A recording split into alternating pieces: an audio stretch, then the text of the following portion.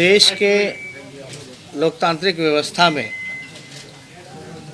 जो लोकतंत्र का मंदिर है उसकी मर्यादा को किस प्रकार से सम्मान को तार तार किया गया और देश इसे काला दिन के रूप में देख रहा है। कई सवाल मुख्यमंत्री पर उठ रहे हैं और मुख्यमंत्री जी ने कल कई बातें जो हैं कहने का काम किया, लेकिन मुख्यमंत्री जी को थोड़ा इतिहास पता होना चाहिए। इस लोकतंत्र के मंदिर में किस प्रकार से विधायकों को लात जूतों से महिलाओं का चीर हरण साड़ी खोलने का काम किया गया, घसीटा गया। सादे कपड़ों में नीतीश कुमार जी के पुलिसिया गुंडे जिस प्रकार से विधायकों को जूते मारने का काम किया, आप सब लोगों ने इसको देखने का काम किया है। ये किसी से छुपा नहीं है। महिलाओं का जिस प्रकार से साड़ी खुला, कई जो पत्रकार और कैमरामैन थे उन्होंने मुंह फेरने का काम किया, लेकिन नीतीश जी ने कल सदन में उसकी कोई निंदा नहीं, बल्कि अधिकारियों को उन्होंने क्लीन चिट देने का काम किया। नीतीश जी से हम लोग पूछना चाहते, क्या ये सदन में किसी बिल का विरोध करना पहली बार हुआ है या किसी अध्यक्ष के कक्ष को घेरना पहली बार हुआ है? लेकिन हाँ, ये ज़रूर पहली बार हुआ कि बंदूक के नोक पर पुलिस ने अपना ही एक्ट जो है वो पास कराने का काम किया। नीतीश जी को हम याद दिला दें कि इसी सदन में, बिहार विधानसभा के सदन में 1977 में अध्यक्ष की कुर्सी पर जो समाजवादी नेताएं थे, उस समय विधायक थे, जो वो आसन पर बैठ के हाउस चलाने का काम किया गया था।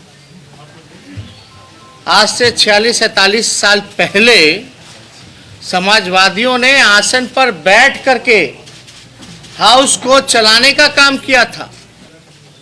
हमारे पास 200 से भी ज़्यादा जो है वो फुटेज उन अधिकारियों के हैं जो बर्खास्त हैं और जो मुख्यमंत्री के सौजातीय के लोग हैं, जिन्हों के बदौलत पूरे विधानसभा में इन्होंने विधायकों को अपमानित करने का काम किया, मारपीट करने का काम किया। सारा फुटेज हम लोगों के पास रखा हुआ है। कई पत्रकारों को जो पीटा गया, सारी फुटेजेस हैं हमारे पास। किन किन लोगों ने कौन कौन पत्रकार को पीटा, सारा ऑन रिकॉर्ड है। हाउस पे लोकतंत्र में ऐसे सत्ता नहीं चलती है, सरकार नहीं चलाई जाती। हम लोगों का डेमोक्रेटिक लोकतांत्रिक राइट है कि जो चीज़ अगर गलत है उसको सदन में हम लोग गलत बोल। मुख्यमंत्री कहते रहे हमको बोलने, बहस करना चाहिए था। हमने वो वीडियो भी डाला जहां हमको बोलने नहीं दिया गया, और मेरे कौन से सवाल का जो है जवाब मुख्यमंत्री जी ने आज तक देने का काम किया। ये बिहार पुलिस जो है, आप कह सकते हैं ये जदयू पुलिस हो गई है। ये नीतीश कुमार जी की पुलिस हो गई है, जदयू की पुलिस हो गई है। और ये अधिकारी लोग भी समझ लें, मुख्यमंत्री भी समझ लें कि हम भाजपा के लोग नहीं है जो इनके लाठी डंडे से हम लोग डरने का काम करेंगे। हमारा लड़ाई चलता रहेगा और हम सब लोग मिलकर के इस लड़ाई को लड़ेंगे और जीतेंगे। और नीतीश कुमार जी ने जो काला कानून जो पेश किया है, इसको वापस लेना पड़ेगा, नहीं तो संशोधन उनको करना पड़ेगा। किस तरह का कानून है ये? जब सीआरपीसी में पुलिस को राइट है गिरफ्तारी करने का, आपके सब पुलिस के सामने कोई घटना होनी है तो गिरफ्तार कर सकता है, कार्रवाई कर सकता है, उसके लिए वारंट की जरूरत नहीं है। ऐसे ऐसे काले कानून लगा रहे हैं कि सोशल मीडिया में आप लिखो तो आपको जेल में बंद कर देगा, सरकार के खिलाफ कुछ बोलिए तो आपको जेल में बंद कर देगा, सदन में हम खड़े होकर विरोध करें तो हमारे लोगों को मारा पीटा जाएगा। थोड़ी सी भी लज्जा और शर्म नीतीश कुमार जी में अब नहीं रह गई। माननीय नेता प्रतिपक्ष की ओर से पूरी बात रख दी गई है और सदन में जिस तरह से सदन को नीतीश कुमार जी की सरकार ने अपहृत करने का काम किया, पुलिस के हवाले करने का काम किया, वो भारत के लोकतांत्रिक इतिहास में वो काला दिवस है। और इस नाते सदन के भीतर माननीय सदस्यों ने जो विरोध का झंडा बुलंद किया है और जिसकी आवाज़ अनुगूंज गई पूरे बिहार में गई है, तो ये आंदोलन और भी प्रखर होगा। और इस नाते 26 मार्च का जो देशव्यापी भारत बंद है, किसान सवाल पर, मजदूरों के सवाल पर, निजीकरण के खिलाफ, बेरोजगारी के खिलाफ, उस बंद का समर्थन करते हुए बिहार में जो लोकतंत्र की हत्या हुई है और लोकतंत्र के हत्या के प्रति बिहार की सरकार अभी भी मेरे ख्याल से तानाशाही रवैया लिए हुए है।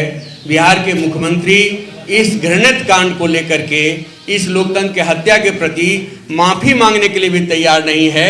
इसलिए इन प्रश्नों को लेकर के बिहार बंद मजबूती के साथ महागठबंधन दलों की ओर से होगा।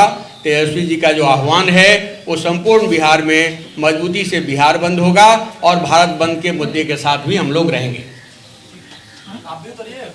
तेजस्वी जी, आपके ट्वीट पर और तेजप्रताप जी के ट्वीट पर जो जेडीयू है लगातार हमलावर है, कह रही है कि उन्हें बोलने की मर्यादा नहीं, कहने नहीं आती बातें और अनपढ़ गंवार तक कह रहे हैं। खासकर उपेंद्र कुशवाहा ने भी किया हमला। उपेंद्र कुशवाहा ने, अब छोड़िए, अब इस पे उपेंद्र जी के बारे में हम लोग क्या क्या कहें, नीतीश कुमार जी को क्या क्या नहीं कहा, वो बताने की जरूरत है क्या? अभी बेचारे एमएलसी बने हैं, नए नए हैं, उनका इस्तेमाल किया जा रहा है। अब वो भी जो है मंत्री बनने के लिए कुछ ना कुछ फिराक में लगे हुए हैं। जब तक हम लोगों को गाली नहीं देंगे तब तक नीतीश कुमार जी की आत्मा को शांति कहाँ से मिलेगी? सब जगह अशोक चौधरी भी कह रहे हैं कि भाषा की मर्यादा नहीं है, विधानसभा के अध्यक्ष है वो कार्रवाई कर सकते हैं। कल संसद में संजय जायसवाल और रामकृपाल यादव ने भी मांग की कि आरजेडी के विधायकों पर कार्रवाई हो, इन्हें बर्खास्त। हम लोग डरने वाले हैं क्या? हम लोग को तो बीजेपी के सदस्य हैं, बीजेपी के कार्यकर्ता हैं, जो इनके धमकी से हम लोग डरेंगे? अशोक चौधरी ने भी कहा कि आपकी सदस्यता जा सकती है जिस तरीके से आप लोगों ने सदन में। अरे भैया, नीतीश कुमार जी खुद सदस्य थे 1986 में, जब कर्पूरी जी ने 3 दिन तक सदन के अंदर धरना दिया। 1974 में तो कुर्सी पे लोग बैठ गए थे और सदन चलाए थे विपक्ष के लोग, समाजवादी लोग। नीतीश कुमार जी से पूछो, आज तक पुलिस तो आई नहीं, इसलिए तो हमने उदाहरण दिया। थोड़ा नीतीश कुमार जी के याददाश्त को थोड़ा ताज़ा तो कीजिए, पूछ के आइए जरा।